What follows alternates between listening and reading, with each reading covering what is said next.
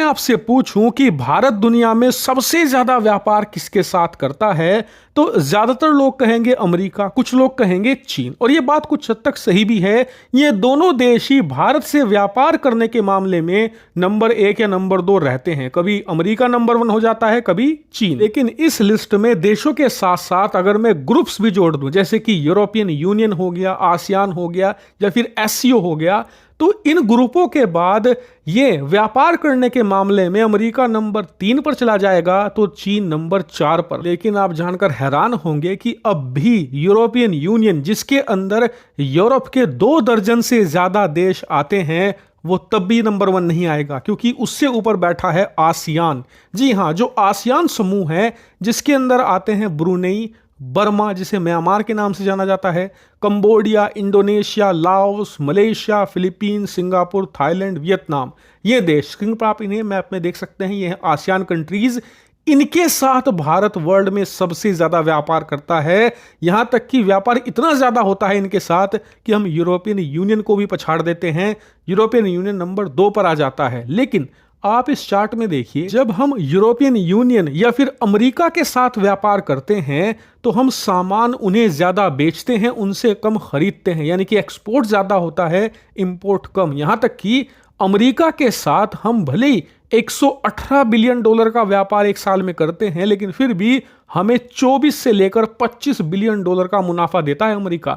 European union हमें करीबन 15 से 16 बिलियन का मुनाफा देता है। लेकिन जब हम आसियान देशों के साथ व्यापार करते हैं तो हमें भयंकर घाटा होता है। हम इन्हें मात्र 44 बिलियन का सामान बेच पाते हैं और इसके बदले लगभग 88 से 90 बिलियन डॉलर का सामान खरीदते हैं। यानी कि इनके साथ जब हम व्यापार करते हैं तो ऑलमोस्ट 45 से 50 अरब डॉलर का हर साल हमें नुकसान होता है। और ये ह्यूमंगस अमाउंट है।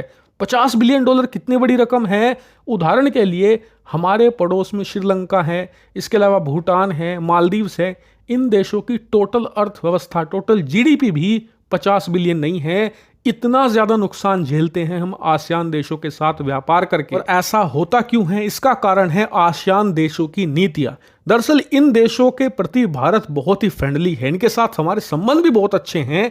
इसी का ये फायदा उठाते हैं।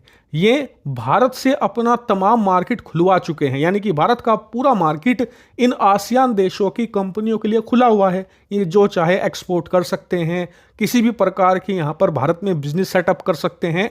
भारत इन्हें खुली छूट देता है। लेकिन इसके बदले में जब भारतीय कंपनियां इन देशों में व्यापार करने जाती है या कोई सामान बेचती हैं तो हमें तरह तरह के रिस्ट्रिक्शन फेस करने पड़ते हैं। कभी वहां पर लाल फीताशाही का सामना करना पड़ता है, तो कभी कभी इनकी जो सरकारें हैं वो लोकल लेवल पर हमारी कंपनीज के लिए, हमारे तमाम एक्सपोर्टर्स के लिए परेशानियां खड़ी करती हैं। इसी वजह से भारत ने अब थक हार कर इन्हें सबक सिखाने का फैसला ले लिया है।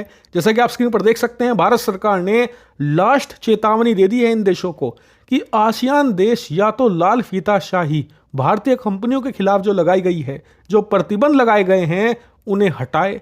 अपना मार्केट हमारी कंपनियों के लिए ऐसा ही खोले जैसा कि हमने इनके लिए खोला है, वरना इनके खिलाफ कठोर कार्रवाई की जाएगी। वो कार्रवाई क्या होगी? दरअसल इसके तहत भारत इन देशों की कंपनियों के लिए ऐसे ही रिस्ट्रिक्शन और परेशानियां खड़ी करेगा जैसे कि इन्होंने हमारी कंपनियों के साथ किया है। लिटरली इनका व्यापार हम डिस्ट्रॉय कर देंगे। यानी कि जो डोनाल्ड ट्रंप ने चीन के साथ किया था, एक तरीके का व्यापार युद्ध, कुछ ऐसा ही भारत इन देशों के खिलाफ भी छेड़ेगा। यकीनन ये बहुत ही शानदार रणनीति है, क्योंकि जो देश आपकी कदर नहीं करते, आपकी अच्छाई की कदर नहीं करते, आप एक हद तक ही उन्हें टॉलरेट या सहन कर सकते हो। लेकिन जब पानी सर से ऊपर गुजर जाए, आपके देश के हितों को नुकसान होने लगे, तो दोस्ती यारी भूलनी पड़ती है और अपने राष्ट्र के हित में जो फैसले हैं वो लेने ही पड़ते हैं। जैसे कि इजराइल करता है, अमेरिका करता है और दुनिया के कुछ और देश करते हैं, और वो उसी की वजह से बहुत ज्यादा सफल भी हैं। वो दोस्ती यारी बाद में देखते हैं, पहले अपने देश के नागरिक, अपने देश और उसके तमाम हितों की सुरक्षा करते हैं। मुझे पता है आप में से कुछ लोग कहेंगे कि यार ये छोटे छोटे देश हैं, इन्हें क्या परेशान करना। तो आपको बता दूं, ये देश अब भारत के लिए नासूर बन चुके हैं और ये तभी तक अच्छे हैं जब तक कि ये भारत का फायदा उठा रहे हैं। आप इस फायदे को 1 महीने के लिए सिर्फ बंद कर दीजिए और फिर देखिएगा ये सारे भारत के खिलाफ ऐसे ही कदम उठाएंगे जैसे कि श्रीलंका उठा रहा है, जैसे कि बांग्लादेश कर रहा है, जैसे कि चीन कर रहा है। ये भी इनसे कम नहीं है। इसीलिए हमें अपने हितों पर फोकस करना होगा, यही हमारे राष्ट्र के लिए बेहतर